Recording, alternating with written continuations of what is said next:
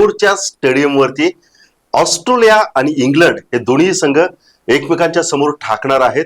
या मॅचकडे आपलं लक्ष लागलेलं आहे, कारण या मॅच मध्ये काय घडणार याच्यावरतीच बी जो ग्रुप आहे त्या बी ग्रुपची काही गणित आपल्याला समजायला थोडीशी मदत होणार आहे. आता यामध्ये महत्वाची गोष्ट म्हणजे ऑस्ट्रेलिया यांना सध्या जे खेळाडू आहेत त्यांचे ते दुखापतग्रस्त आहेत, त्याच्यामुळे दुखापतींचा सामना करणारा एका बाजूला ऑस्ट्रेलियाचा संघ आपल्याला दिसतोय, तर दुसऱ्या बाजूला ज्यांचा फॉर्म गेल्या काही दिवसांमध्ये कॉन्स्टंट राहिलेला नाही, म्हणजे फॉर्मच्या बाहेर असणारा इंग्लंड संघ आपल्याला एका बाजूला दिसतोय. त्याच्यामुळे फॉर्म नसलेला इंग्लंड संघ आणि दुखापतीनं ग्रस्त असलेला ऑस्ट्रेलिया संघ यांच्यामध्ये ही मॅच रंगणार आहे. महत्वाची गोष्ट म्हणजे ऑस्ट्रेलियानं 2023 मध्ये ज्यावेळेस वर्ल्ड कप जिंकला त्याच्यानंतर आतापर्यंत त्यांनी कुठलीही वन डे मालिका जिंकलेली नाही आणि आता ते 50 ओव्हरच्या फॉर्मॅटमध्ये ICC सारख्या एका मोठ्या चॅम्पियन्स ट्रॉफीमध्ये ते खेळत आहेत. तर दुसऱ्या बाजूला ऑस्ट्रेलियाचा विचार केला तर ऑस्ट्रेलियानं सुद्धा चॅम्पियन्स ट्रॉफीच्या अगोदर त्यांनी ज्या 2 वन डे सिरीज खेळल्या त्यापैकी एक होती ती म्हणजे श्रीलंकेच्या विरुद्ध, ज्या ठिकाणी त्यांनी 0-2 असं त्यांनी पराभव पाहिलेला आहे.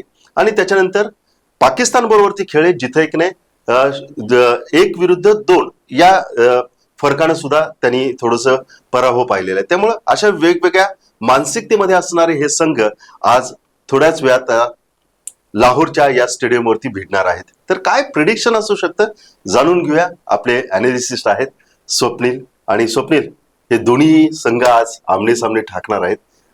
पहिल्यांदा मनामध्ये हा विचार आहे की लाहोरची खेळपट्टी कशी असेल? निश्चित राहुलची खेळपट्टी ही पाटा असणार आहे. मोठ्या रन्स बघायला मिळतील इथं पण, आणि आज असं मला वाटतं की इथं चेस बघायला मिळेल. अच्छा, आज चेस बघायला मिळेल, कारण पारंपरिक प्रतिस्पर्धी खेळतात इंग्लंड ऑस्ट्रेलिया. बरोबर, निश्चितच त्यामुळं एक चांगली मॅच आपल्या सर्व प्रेक्षकांना बघायला मिळेल, यात काही वाद नाहीये. मी ज्या पद्धतीनं सांगितलं की ऑस्ट्रेलिया सुद्धा एक नाही 2 त्यांच्या मागच्या 2 जर सिरीज बघितल्या तर त्याच्यामध्ये त्यांनी पराभव पाहिलेला आहे. तर इंग्लंड हा 2023च्या वर्ल्ड कप नंतर त्यांनी एक सुद्धा कुठलीही सिरीज जिंकलेली नाही. भारतामध्ये सुद्धा त्यांना चांगल्याच रीतीने भारतानं धोबी पछाड दिलेला आहे. 2 वेगवेगळ्या प्रकारच्या मानसिकतेमध्ये हे संघ आता आमने सामने ठाकणार आहेत. काय मानसिकता असायला पाहिजे त्यांची? ऑस्ट्रेलियाच्या बाबतीत जर बोलायचं झालं तर ऑस्ट्रेलिया, आपण जसं म्हटलं की सिरीज जिंकून आलेली नाहीये कुठली 2023 नंतर, परंतु हे विसरून चालणार नाही, ते ICCचे चॅम्पियन आहेत. 6 वेळा वर्ल्ड कप आहे, 2 वेळेला ICC चॅम्पियन ट्रॉफी आहे, एकदा T20 वर्ल्ड कप आहे. भले अदर सिरीज मध्ये त्यांचा गेम वेगळा असेल, परंतु ICCच्या इव्हेंटमध्ये ते खूप वेगळे दिसतात. आपल्याला प्रत्येक वेळेला जाणवलेलं आहे ते. आज जर टॉस जिंकला तर काय करायला हवं? निश्चित जी टीम टॉस जिंकल ती बॉलिंग करेल, कारण इथं रन्स आपल्याला बघायला मिळतील आणि आज चेस बघायला 100% मिळणार. अच्छा, आता याच्या अगोदरच्या ज्या 2 मॅचेस पाकिस्तानमध्ये झाल्या त्यामध्ये चेस पाहायला मिळाला नाही, त्याच्यावर आम्ही सुद्धा एक्साइटेड आहोत की पाकिस्तानमध्ये हाय रेटेड जर स्कोर झाला, हाय स्कोर जर झाला तर तो चेस कशा पद्धतीने करेल. आता चेस करायचं म्हटलं, समजा आपण असं म्हणू की जर ऑस्ट्रेलियानं टॉस जिंकला, त्यांनी गोलंदाजी घेतली, तर त्यांच्याकडून गोलंदाज म्हणून कोण आपल्याला सामोरं दिसतंय? ऑस्ट्रेलियाच्या जर बाबतीत बोलायचं झालं तर ऑस्ट्रेलिया दुखापतग्रस्त आहे.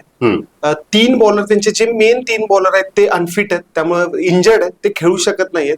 त्यामध्ये पॅट कमिन्स असेल, हेझलवूड असेल, त्यांचा मेन बॉलर मिचेल स्टार्क असेल, त्यामुळे त्यांची फास्ट बॉलिंग कुठेतरी मी कमकुवत झाले असं म्हणेन. त्याच फास्ट बॉलिंगवरची जबाबदारी असणार आहे ती जॉन्सन एबर्ट वरती असणार आहे.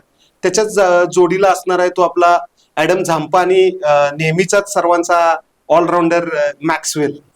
त्याच्यामुळे आज ही सगळी जबाबदारी या सगळ्यांना सांभाळावी लागणार आहे. परंतु फिरकी गोलंदाज म्हणून, कारण इंग्लंडची जी टीम आहे ती बऱ्याचदा भारतामध्ये सुद्धा आपण पाहिले की ती फिरकीला व्यवस्थित खेळू शकलेली नाही, आणि पाठा विकेट जर पाकिस्तानमध्ये असेल लाहोरची तर ऍडम झांपा कदाचित चांगल्या पद्धतीने आज त्या ठिकाणी बॉल टर्न करू शकेल आणि पुन्हा एकदा इंग्लंडला गोत्यात आणण्याचा प्रयत्न करेल. कसा ऍडम झांपाची बॉलिंग राहील? निश्चित ऍडम झांपावरती खूप मोठी जबाबदारी असणार आहे. 3 गोलंदाज, हुकमी गोलंदाज नसल्यामुळे त्याच्यावरती कुठेतरी प्रेशर जास्त असणार आहे, कारण मधला खेळ जो आहे 10 षटकापासून 40 षटकापर्यंतचा, तिथं त्याला चांगली बॉलिंग करावी लागणार आहे. कारण इंग्लंडचे फलंदाज आपल्याला माहिती आहेत मोठे मोठे फटके कधीही मारू शकतात, त्यामुळे थोडस त्याला लगाम खिचावी लागणार आहे मधल्या त्या ओव्हर्समध्ये त्याला थोडंसं सांभाळून या सगळ्या बॉलिंगची लाईन आणि लेंथ व्यवस्थित ठेवून जितके धावसंख्या कमी राखता येईल त्याचा प्रयत्न ऍडम झॅम्पाचा राहील. परंतु जर फलंदाज किंवा बॅटर्सचा जर विचार केला तर ऑस्ट्रेलियाचे कोणते बॅटर्स आहेत की जे आज प्रेक्षक जाणू इच्छितात की त्याच्याकडे आपल्या सगळ्यांचं लक्ष आहे? निश्चित स्टीव्ह स्मिथ कॅप्टन होतोय, त्याच्यावरती मोठी नजर असणार आहे सर्वांचीच. लॅब्युशन, हेड, मेकर्क हे महत्वाचे फलंदाज असणार आहेत ज्यांना ऑस्ट्रेलियाला मोठी धावसंख्या करून देणं गरजेचं असणार आहे. स्मिथ याच्यावरती मोठी जबाबदारी, कारण एकमेव असं आहे की आयसीसी इव्हेंट्स मध्ये चांगल्या रन्स करणारा खेळाडू आहे, त्यामुळे त्याच्यावरती नजर मोठी असणार आहे. आणि सगळ्यात महत्वाचं म्हणजे मागचा वर्ल्ड कप जो सगळ्यांच्या दृष्टिकोनातून लक्षात राहिला, ज्यावेळेस वर्ल्ड कपचा हा मॅच सामना चालू होता त्यावेळेस अक्षरशः घायाळ झालेला होता तो म्हणजे मॅक्सवेल. आणि मॅक्सवेलने एक हाती ज्या पद्धतीने ते मॅच फिरवली होती त्याचं अजूनही कौतुक केलं जातं त्याच्या खेळीचं. आणि आज मॅक्सवेल कडून सुद्धा तशाच एका वादळी खेळाची एक अपेक्षा सगळ्यांकडूनच असणार आहे. निश्चित सर्वांनाच माहिती आहे की मॅक्सवेल असा खेळाडू आहे की कोणत्या क्षणी तो सामना फिरवू शकतो, त्यामुळे त्याच्यावरती एक विशेष नजर असणार आहे. मी फक्त म्हणेन की बॅटिंग वरती नाही तर बॉलिंग वरती पण थोडी नजर असणार आहे, कारण लेफ्टी बॅटर खूप आहेत इंग्लंडच्या टीम मध्ये, त्यामुळे थोडीशी त्याला बॉलिंग टाकायची जरूरत निश्चित येणार.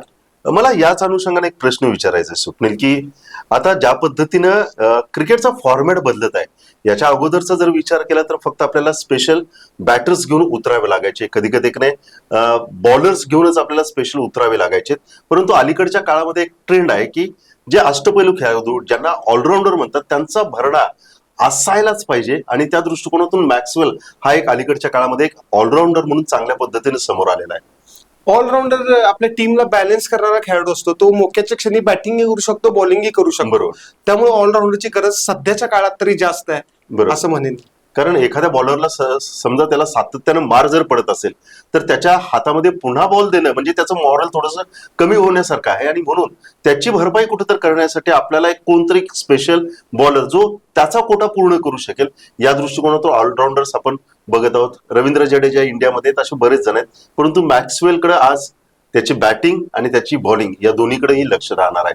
पण आता दुसरा महत्वाचा प्रश्न राहतो की समजा ऑस्ट्रेलियानं बॅटिंग केली आणि आज आपण असं म्हणतो की गेम हा कदाचित चेसिंग गेम राहील, तर इंग्लंडची सगळी मदार कोणत्या फलंदाजांवरती राहील? इंग्लंडची मदार जी असणार आहे ती बटलर, रूट, लिव्हिंगस्टन या मोठ्या फलंदाजांवरती असणार आहे, कारण या मोठ्या फलंदाजांना मोठा अनुभव आहे मॅचेस खेळायचा मोठा, त्यामुळे इंग्लंड ऑस्ट्रेलिया मॅच आहे, मोठं प्रेशर असणार आहे. या 3-4 फलंदाजांना चांगली बॅटिंग करूनच दाखवावी लागेल. जर 300+ रन करायचे असतील तर खास तर जो रूटला विकेटवरती शेवटपर्यंत उभारणं गरजेचं असेल. लिव्हिंगस्टन सुद्धा त्याच पद्धतीने आहे, ज्या पद्धतीने त्याची बॅटिंग आहे, ज्या पद्धतीने त्यानं स्वतःला तयार केलेलं आहे. आणि चॅम्पियन्स ट्रॉफीच्या अगोदर इंग्लंड संघ हा या वातावरणाशी, कारण भारतामध्ये ते नुकतेच येऊन गेले, या ठिकाणच्या खेळपट्ट्या त्यांनी पाहिलेल्या आहेत आणि इकडचं वातावरण सुद्धा आता IPLच्या माध्यमातून असू दे किंवा याच्या अगोदर ते आता जवळपास सेट झालेले आहेत. आता फक्त एकच करायचंय की एक रणनीती घेऊन त्यांना या मॅच साठी तयार व्हायचंय. त्याच्यामुळं जो रूट वरती लक्ष असणार आहे, लिव्हिंगस्टन वरती सुद्धा लक्ष राहणार आहे. यामध्ये आणखी एक प्लेअर आहे तो म्हणजे सॉल्ट, त्याची बॅटिंग कशा पद्धतीने राहील आज? सॉल्ट वरती खास नजर असेल, कारण जर ओपनिंगला जर चांगली स्टार्ट मिळून दिला सॉल्टनं तर निश्चित मोठ्या धावा पण ते चेस करू शकतील किंवा मोठे टार्गेट उभा करू शकतील. सॉल्ट बरोबर मी अनेक प्लेअर म्हणेन की हॅरी ब्रुक्स, ज्या पद्धतीने हॅरी ब्रुक्सनं IPL मध्ये प्रदर्शन केलेलं त्या पद्धतीचंच प्रदर्शन काहीतरी या येणाऱ्या चॅम्पियन ट्रॉफी मधनं अपेक्षा असेल इंग्लंडला त्याच्याकडून. आणि याच्यामध्ये आता जे गोलंदाज आहेत ते गोलंदाजांच्या विषयी कशा पद्धतीने सांगशील? इंग्लंडचे गोलंदाज फास्ट बॉलर मी म्हणेन की जोफ्रा आर्चर असेल, वूड असेल, याच्यावरती नजर असणार. आणि एक नवीन गोलंदाज त्यांच्यात आपल्याला या इंडिया इंग्लंड सिरीज मध्ये बघायला मिळाला की मेहमूद, त्यानेही चांगली गोलंदाजी केली, त्यामुळे त्याच्याकडे एक विशेष लक्ष माझं असेल. आणि स्पिन मध्ये जर बघायला गेलं तर जो रूट आणि त्यांचा एक्सपिरियन्स लेग स्पिनर मी रशीद वरती खूप मोठी नजर असेल. तर एकंदरीतच आज आपण असा विचार करतोय की ही जी मॅच आता थोड्याच वेळात चालू होईल, जरी ती मॅच लाहोरमध्ये खेळली जात असली तरी लाहोरमध्ये सुद्धा हाय स्कोर ही मॅच कदाचित असू शकेल. जरी मॅच हाय स्कोर झाली तरी आजच्या मॅच मध्ये कदाचित या धावा चेस होऊ शकतात असं एक सर्वसाधारण आपण प्रेडिक्शन करतोय. आणि त्याच्यामुळेच आपण ऑस्ट्रेलिया आणि इंग्लंडच्या फलंदाज असतील किंवा गोलंदाज असतील ते दोन्ही कशा पद्धतीने प्रतिस्पर्धी संघाला या मॅच मध्ये जकडून ठेवतील, कशा पद्धतीने त्यांची रणनीती राहील याच्याकडे आपलं सगळ्यांचंच लक्ष राहणार आहे. आणि महत्वाची गोष्ट की या मॅच नंतर आपण या मॅचचा रिझल्ट काय येईल त्याच्याविषयी तर आपण विश्लेषण करणार आहोत, पण सगळ्यात हाय व्होल्टेज क्रिकेटचं महायुद्ध जे घडणार आहे रविवारच्या दिवशी ते म्हणजे भारत आणि पाकिस्तानच्या बाबतीमध्ये. तर त्याही मॅचकडे आपलं लक्ष लागून राहणार आहे. पण तुर्तास आपण इथंच थांबू आजच्या या भागामध्ये आपण. आणि आता थोड्याच वेळात सुरू होणाऱ्या ऑस्ट्रेलिया आणि इंग्लंड या मॅच मध्ये काय होऊ शकतं हे सुद्धा जाणून घेतलं. आणि आपल्या सोबत नेहमीप्रमाणे होता स्वप्नील कदम. स्वप्नील, या ठिकाणी आलास, आपल्या सगळ्यांचंच लक्ष लागून राहिलेलं आहे मॅचचं. पण लवकरच भेटू नवीन एका सामन्याच्या विषयी बोलण्यासाठी. Thank you. तोपर्यंत पाहत राहा स्ट्रेट ड्राईव्ह.